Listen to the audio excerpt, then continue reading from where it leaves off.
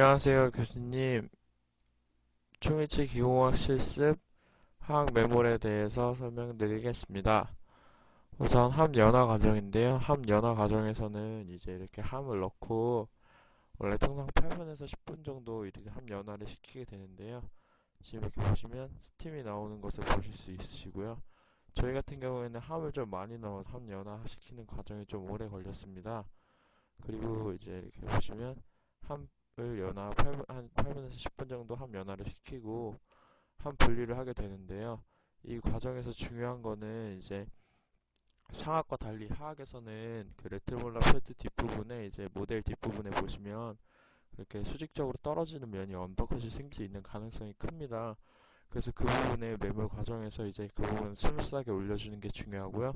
또한 이제 이렇게 보시면 그 뒷부분에 언더컷이 있으므로 뒷부분에서 이제 이렇게 열게 되면 그 언더컷 부분이 부러지게 되면 파절되게 되므로 이제 앞부분에서 여는 것이 중요하게 됩니다.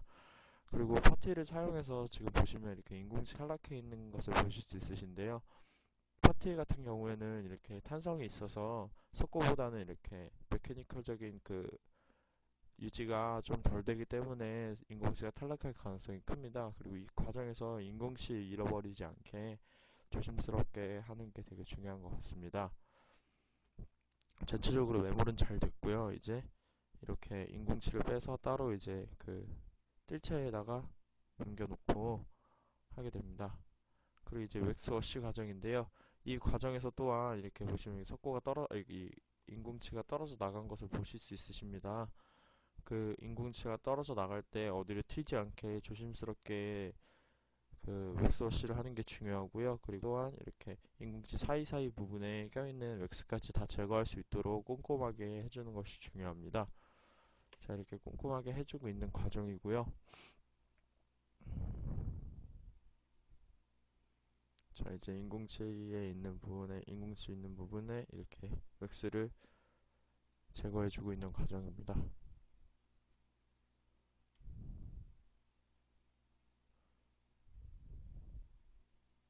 그리고 이 다음 과정은 이제 웩스가 녹으면서 물과 같이 이렇게 모델에 남아있게 되는데요. 이걸 제거해주지 않았을 경우에는 웩스가 이제 그 물이 증발하면서 다시 그 매물재에 붙을 수 있으므로 이렇게 붙을 수 있으므로 휴지를 이용해서 제거해주게 되고요. 그리고 이 다음 과정은 저 같은 경우에는 이 웩스워시 과정에서 빠진 인공치들을 모아서 뜰채에 이렇게 넣고 돌리게 됩니다. 이 뜰채는 그 함과 비슷하게 이렇게 열리게 되어 있고요. 그리고 여기서 이렇게 잠가주는 잠금 장치가 있습니다.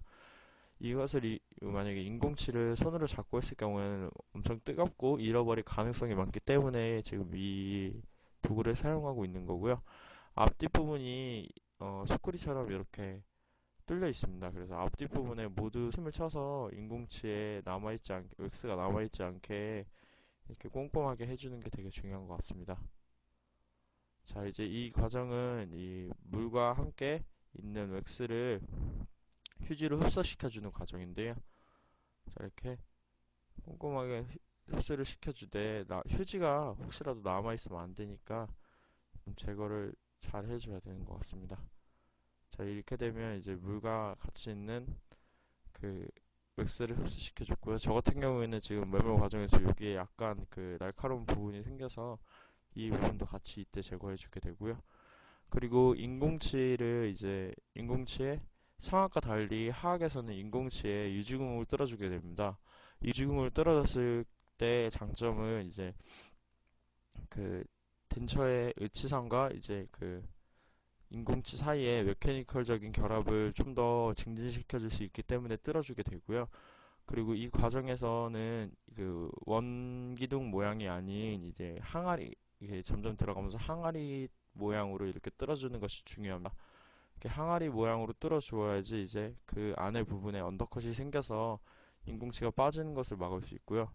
저 같은 경우에는 지금 인공치 유지궁을 뚫는 과정에서 그 인공치가 이렇게 다 빠지게 되더라고요. 그래서 이렇게 하나씩 하나씩 빼서 이제 이렇게 이지궁을 뜬 후에 다시 이렇게 넣어주게 됐습니다. 그리고 넣어줄 때에는 그 인공치가 움직이지 않도록 콘조각도에 그 순간적재질을 묻혀서 이렇게 순면이나 설면, 현면에 이렇게 그 석고 분리제, 아니 그 순간적재질을 이렇게 한 방울 정도 떨어뜨려서 이렇게 해주게 됩니다. 자, 이렇게 지금 뜨는 것을 보실 수 있으시고요. 그리고 또한 여기서 그 할 때 중요한 점이 그 구치부는 유지궁을 3개 정도 뚫어주는 게 중요하고요. 그리고 소구치부는 2개, 지부는 하나 정도 뚫어주는 게 중요합니다. 그리고 또한 이 뚫는 과정에서 너무 깊게 뚫어서 그 교환면에 구멍이 생겼을 경우에는 그 실패의 원인이 될 수 있으므로 그렇게 안 해주는 것이 중요합니다. 그리고 이렇게 보시면 구치부에 3개, 그 소구치부에 2개, 그리고 치부에 하나를 뚫게 되는데요. 이게 지금 4번인데 제가 4번을 뚫는 과정에서 그 2개를 뚫는데 그 사이가 너무 가까워서 하나로 뚫리게 돼서 이게 좀 에러가 있었던 것 같습니다.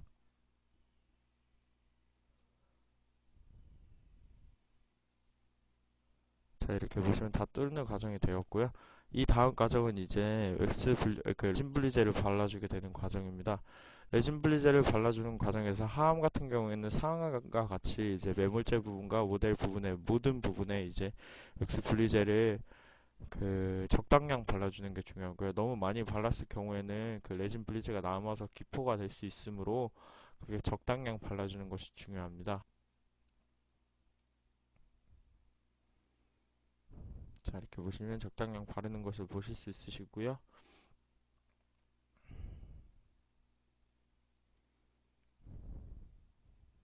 자, 이렇게 적당량 다 바른 다음에는 이제 상암에 있는 상암에 있는 걸 바르게 되는데요. 상암에서 바를 때 중요한 점은 그 퍼티는 실리콘계 그 재료이기 때문에 이 부분과 레진이 그 결합이 되지 않습니다. 그래서 이 부분에는 이제 레진 분리제를 안 발라주게 되는데요. 발라도는 상관은 없지만 이제 재료를 아끼기 위해서 지금 발라주지 않는 과정을 보실 수 있으십니다.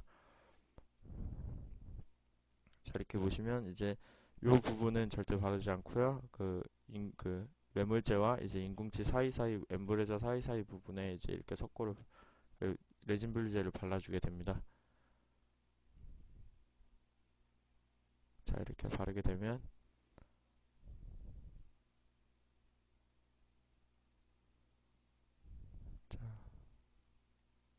자, 이렇게 다 발라주게 되고요. 이제 그리고 그 레진 전입 과정에서 이제 레진 믹스하는 데에서 설명을 드릴 게 있는데요. 레진 믹스하고 나면 이제 그 원래 기초상을 처음에 그 웩스 근처에 주지 않습니까? 그 부분하고 이제 그 부분 플러스 1.2배 정도 해주는 게 중요하고요. 그리고 지금 이 레진 전입 시에는 그 레진이 도우 스테이지가 될 때까지 기다렸다가 도우 스테이지가 되면 이제 그 비닐로 그 핸들 믹싱을 해주게 됩니다. 핸들 믹싱을 하고 난 뒤에는 그 이렇게 반을 나눠서 그 원 기둥 모양으로 이렇게 채워주게 됩니다. 그리고 상하면은 이렇게 인공실 부분에 채워주게 되고요. 하암 같은 경우에도 원기둥 모양으로 만들어서 이렇게 모델 부분에 이렇게 다 채우게 됩니다.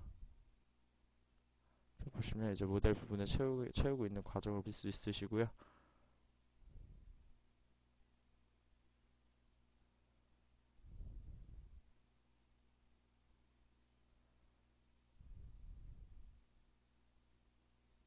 자, 이렇게 채우고 1차 샵과 2차 샵에서는 이 상안과 하암 사이에 이렇게 비닐을 끼게 됩니다. 이 비닐을 낀 후에 이제 상안과 하암을 다시 결합을 시키고 프레스를 주게 되는데요. 이 프레스 줄 때에는 첫 시합에서는 10 정도의 프레스를 주게 됩니다.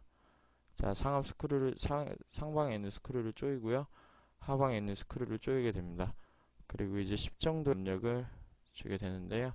이 처음 시합할 때는 중요한 점이 그 과잉된 레진이 나올 수 있게 이렇게 그 시간을 천천히 그 압력 주는 시간을 천천히 해서 이렇게 레진이 나올 수 있는 시간을 주는 것이 중요합니다. 만약에 이게 빨리 줬을 경우에는 그 내부에 기포가 생길 수 있으므로 실패의 원인이 될 수 있습니다. 그러니까 이렇게 천천히 이렇게 주는 게 중요하고요. 지금 10의 압력을 주게 되었고요. 이제 풀르고 나면 이제 2차 시합 전에 2차 시합 전에 이렇게 과잉된 레진을 다 제거해 주게 됩니다.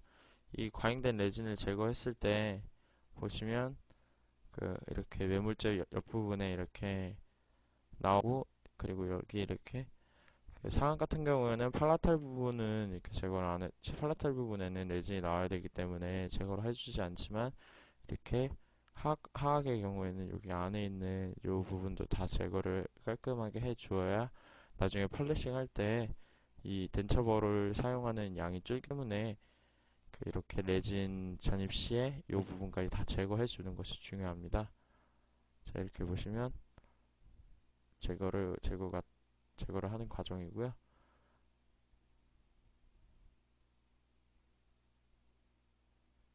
자, 이렇게 제거를 한 후에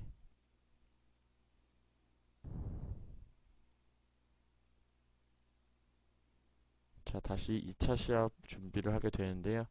2차 시합 시에도 1차 시합과 같이 그 하암과 상암 사이에 비닐을 낀 후에 이렇게 시합을 해주게 됩니다. 자, 보시면 이렇게 누른 후에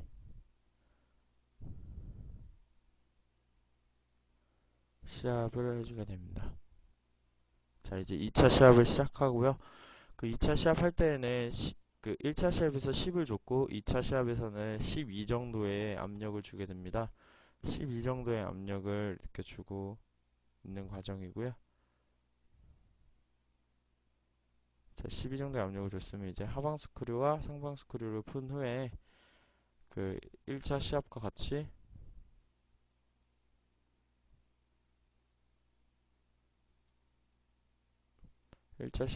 이렇게 다시 상암과 하암을 열어서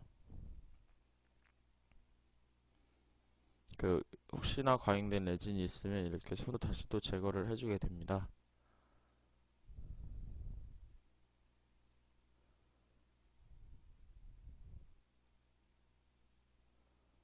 자, 이렇게 제거를 해준 후에는 1차 시합과 2차 시합과 달리 3차 시합에서는 비닐을 사용하지 않고요. 그리고 그 상암과 하암에 따로 있는 레진이 붙는 자리에 레진 리퀴드를 발라주게 됩니다. 그 레진 리퀴드를 바르는 이유는 상암과 하암이 지금 따로 떨어져 있기 때문에 그 결합력을 높이기 위해서 지금 발라주고요.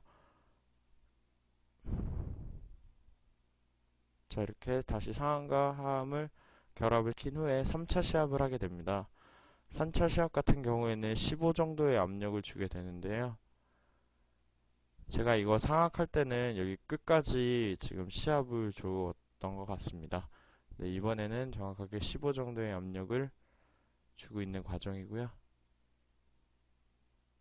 이렇게 보시면 15의 압력이 들어가시는 걸 보실 수 있으십니다. 이렇게 다시 풀러주고요.